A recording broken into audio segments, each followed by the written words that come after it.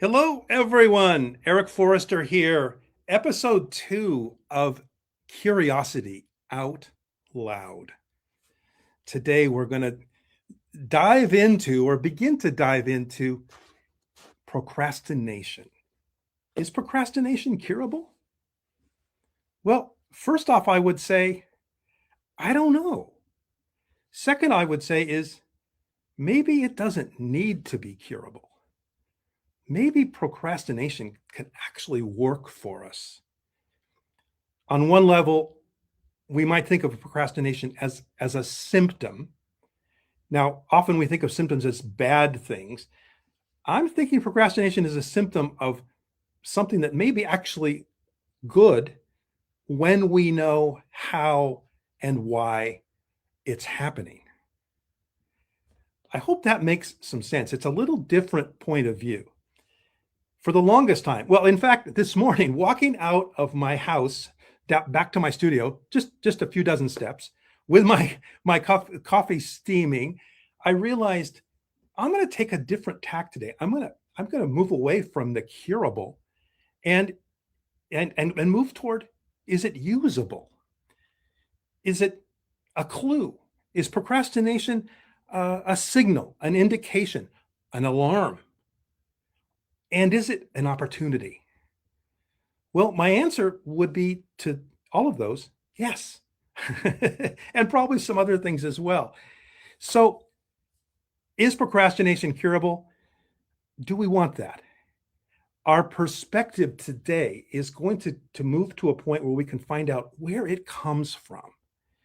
I like to, the term I use, many of you may have heard it, is go upstream, which actually is a poetic way of saying get to the cause.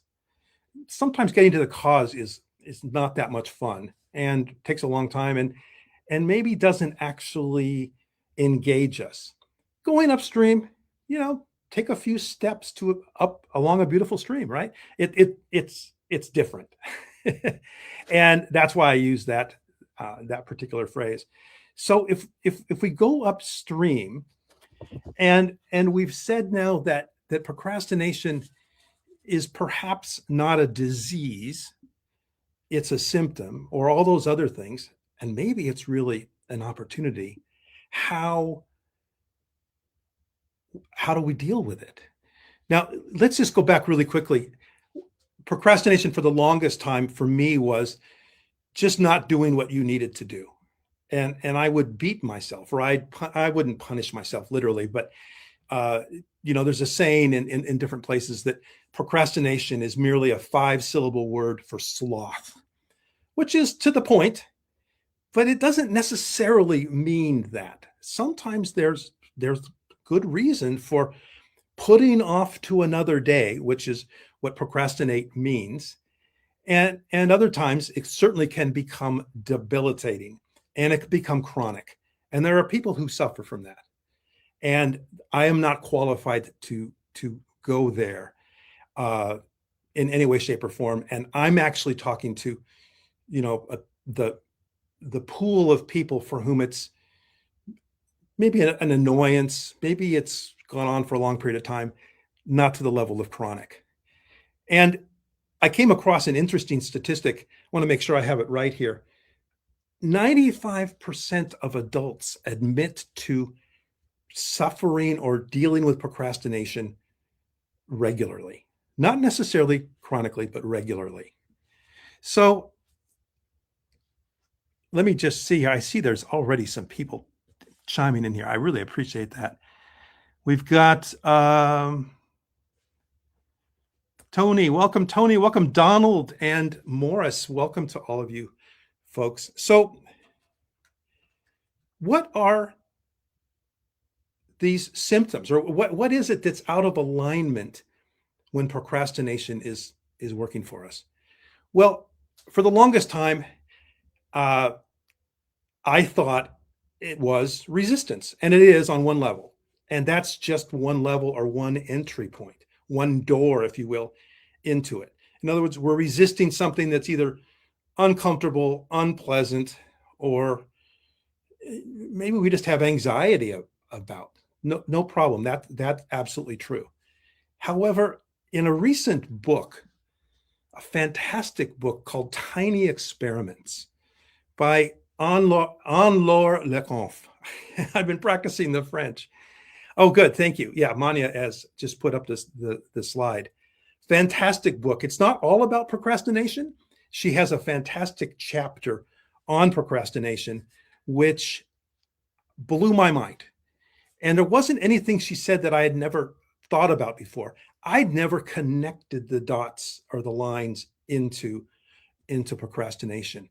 And one of the things she did is she shows a diagram, which in her book is kind of a quasi Venn diagram. I've connected it here and made it into a traditional Venn diagram. And I actually call these diagrams now, credit to Robert Venn, who created them back in the 50s and early 60s. I call them Zen diagrams. And I call them that for the very reason that this got my attention, is they move me to think more deeply, to get inside, to get into the relationships between the circles, not just the words that are on them, but what's actually connecting them. And that's, for me, is just it's maybe my own craziness, but I share that because we often look at diagrams and many of us just kind of tune out, like, oh, that's a nice diagram. Or sometimes we get so obsessed with the diagram we miss the point. So in the Zen diagram, you saw there was head, heart, and hand. Those are the three elements that Anne-Laure Le Cunff points out are key. When one of them is out of balance, let's say, chances are we're out of balance, and very likely it could lead to procrastination. And so the head is what our brain is telling us, right? And that's very important. Our brain is telling us it's really important that you meet this deadline or your whatever is going to happen. Okay, that makes sense. Our hand is what we're physically willing to do. Well, gosh, all I have to do is these couple tasks. I maybe have to find this or do this, right? There's something physical to do. Our brain is connected. Okay, we need to do that. Our hand is willing to do it. Now our heart is maybe saying, I don't want to do it, or I can't, or there's some issue there. And we could go way deeper into this, and I'm oversimplifying, I think, on purpose, because the idea is that one of those, or two, or maybe all three, are not working. They're not in alignment. They're not alive. They're not dancing together. I love the analogy of dancing, because when you're dancing with another person, it's not just you dancing with another person, whatever. Well, sometimes it is, but ideally there's collaboration going on. And collaboration maybe is a better word. Dancing is more dynamic for me. Being a musician and a percussionist on top, dancing is essential to me. And so when these elements aren't dancing, there's probably some friction. There's probably something that's out of alignment, if you will. And so the first step is to notice, and this may be done in contemplation, or maybe in journaling, or in talking to a trusted friend or a coach who can help point out to you where those elements are maybe out of line. And in my case, in several different instances, since I've gotten to learn some of these things, I've been able to work through several procrastination issues really quickly, realizing, oh, it's not my brain, it's fine. My heart, it's in it. But you know what? My desk is such a mess, I can't even think about this. So guess what I did? I cleaned my desk. Very mundane, very almost silly, but sometimes that's all it needs. I'm noticing a bunch of comments here, which Mani, would you want to just pull out one that makes sense for me to look at right now? Sure. My producer, Mania, in the background here, you're hearing her voice. Thank you, Mania. You're welcome. So Morris has asked, in this Venn diagram, is that intersection the cure to procrastination? Oh, thank you. That's a fantastic question. And I went right past that, and it's really important. So, where each circle intersects, each two circles, that's a great area to move into and maybe meditate or contemplate. In other words, where the head meets the heart. We think everything's integrated in our bodies, but sometimes our brain is in a different place than our heart. So if we can find what's in that connecting place and go, oh, there's sadness about this, or there's something else, and there's not a set of words that belong in there. It's going to be your words or feelings or thoughts that fit in there.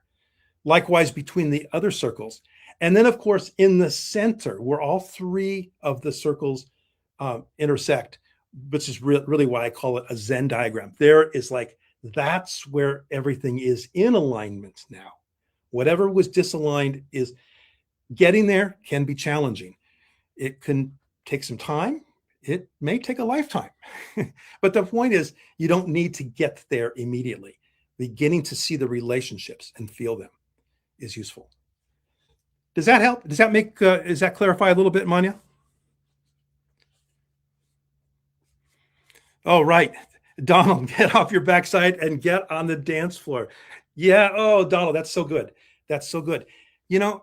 Taking the smallest action is really key. Next episode, we're going to talk about the Kaizen approach. In other words, moving something down to the smallest possible element. And consequently, I've started calling that Zen diagram, by the way. I just realized this. I've started calling it the procrastination molecule. And I call it that because it has those three elements, those three atoms. And a molecule, I don't know, that appeals to me. It also sounds very scientific. And I just think of that because it reminds me that procrastination is an entry point, and it has these other elements. And the process for me so far has been actually really valuable.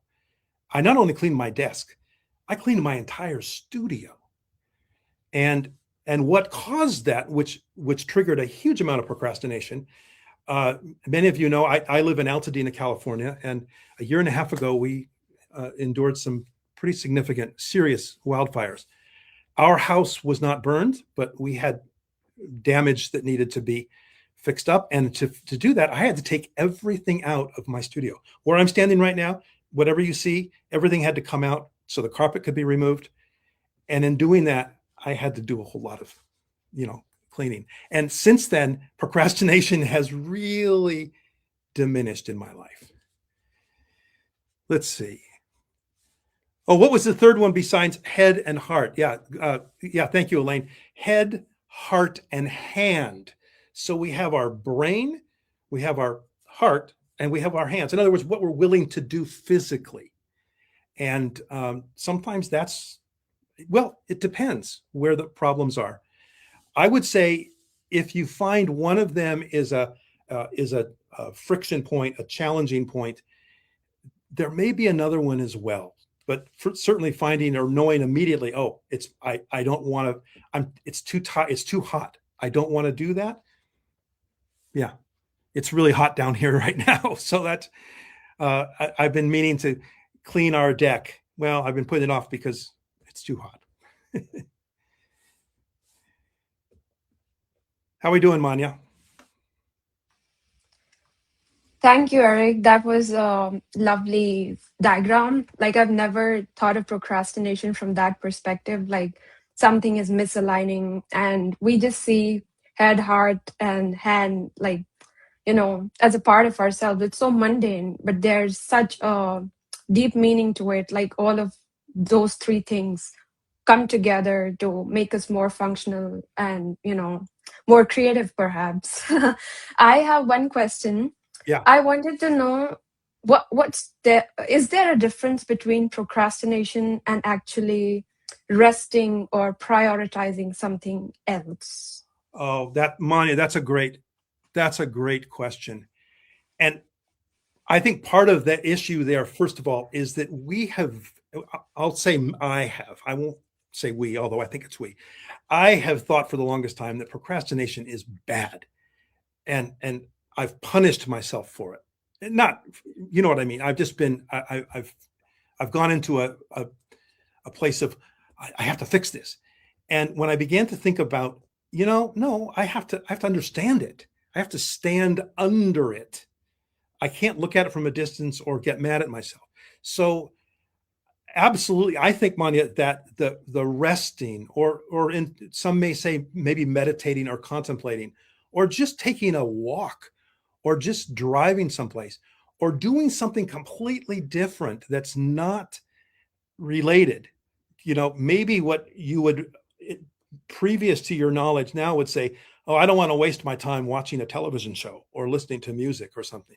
I would say, if that works for calling you back from the cliff edge, then do that. Because when you're stressed, whether it's by the word procrastination or by the issues, you're not going to be able to see it, feel it, and interpret it accurately. Morris Thank says you. here, oh, God, Yeah. when to rest, pivot, or when it's, yeah. And those rest, pivot, procrastination. Well, you know what? I think what the way to answer that, Morris, is if we get in touch with what's going on in our head, what's going on in our heart, and what's going on in our hand. In other words, not that they're always separate, but if we zoom in, if you will, on each of those and realize, oh, I'm just tired. I just pressure washed my driveway and my patio, and whatever, and I'm tired. Well, yeah, then rest. Because if your body's not functioning, the heart and the brain might be okay, but you're not going to be complete. So, and essentially at that point we pivot, we move to another option, and wait for the moment, or wait for the time that it makes sense. When we prioritize things, we keep shifting the important thing we want to do to the bottom of the list. Oh, Tony, you hit it right on the head. And my next question there is, why? Or what if we moved what was the bottom of the list to the top and spent 5 minutes thinking about it, meditating on it, putting it through this Venn diagram that of the head and the heart. Oh, I just don't want to do it because it's too hot, or I don't want to do it because whatever the reason. I think, at least for me, and I've only been working with this for a few weeks now, that's actually moved the needle to reposition it. And Donald shares, when you're stuck in your head, don't think harder. Change your perspective. Reconnect with your heart. Let your hands begin before your mind. Yeah. Boy, Donald, don't we get stuck with, oh, I'm not ready. My mind's not ready yet. I haven't quite got this. Well, and we say that, and we think we're making an excuse, right? And in reality, we're actually probably hearing something profound, and we just need to maybe take a breath. One thing I do is I take a walk, or I take a shower. They both help. It doesn't matter. And in all honesty, actually, more often than not, I'll go and play some drums. That's something I have. If you have a musical instrument, or something you do that you doesn't bring judgment to you, can be useful, really useful. Elaine shares about Eben Pagan talking about limited willpower per day. Hard things get them more likely done, at least progress made on them. Yeah, willpower. Oh, Elaine, that's probably going to be another episode, because willpower is, well, let me put it this way. To my mind, it's a finite resource. It's really finite. And I don't want to say it's rare, because we have it. Well, at this point in my life, I don't have as much willpower each day as maybe I did when I was 20, and I was practicing 4 to 6 hours a day. I don't do that anymore. So willpower is, yeah. I would say, what is the, rather than the willpower, what is our do power? What are we willing to do today or right now? Richard, yeah, procrastination is not a malady. No, nope. I began by saying it maybe is a symptom, but actually I think procrastination is something that can work for us. And if we get into alignment with the elements of our heart and our hand and our head, it can become a tool that we use, as a tool that may be as valuable as anything. We've never looked at it that way, so we may not know what it actually can do. These are great comments. Do power. I love that. Yeah, Morris, I've never said that before. I just said it now for the first time. That's what happens when you do these kind of things. Yeah, and Richard points out emotional regulation task. Yeah, absolutely. Absolutely. Today, Richard, I'm trying to keep language real simple and actionable. And with that in mind, an emotional regulation is certainly there. I would say that would be a place where the head and the heart really need to be in alignment. And if one of them isn't, there are various breathing exercises, there are meditation practices, and I don't have one that's right or one that's better. I think that each of us, and maybe meditation is not the thing. For me, contemplation is what I prefer.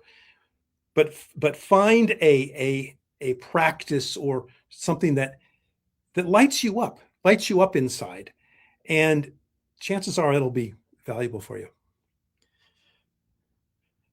Who is this Will, and why does he have all the power? Tony, I'm not sure I understand. Maybe I'm not exactly sure what your question is referring. Except, I think I got it. I think Yeah, he was just trying to make yeah. it fun. Well, Will, his full name is William, by the way, William Power, and he lives in. No. Okay, I got it. Hey, with that in mind, Manya, I want to leave folks with 3 action steps for I was just gonna ask for that. And I'm do power is, like as Morris said, it's a great term, and I'm gonna sit with it. It's so creative. You should, get that added to the dictionary, perhaps. Yeah, well, I think I'm still thinking a little bit of Yogi Berra and Yoda saying, "There's no try, there's this do." I don't know where that came from. It was spur of the moment. But let me just say this: using the Zen diagram that we had today, when it comes to the head, ask yourself, or ask whatever you may ask, is this appropriate?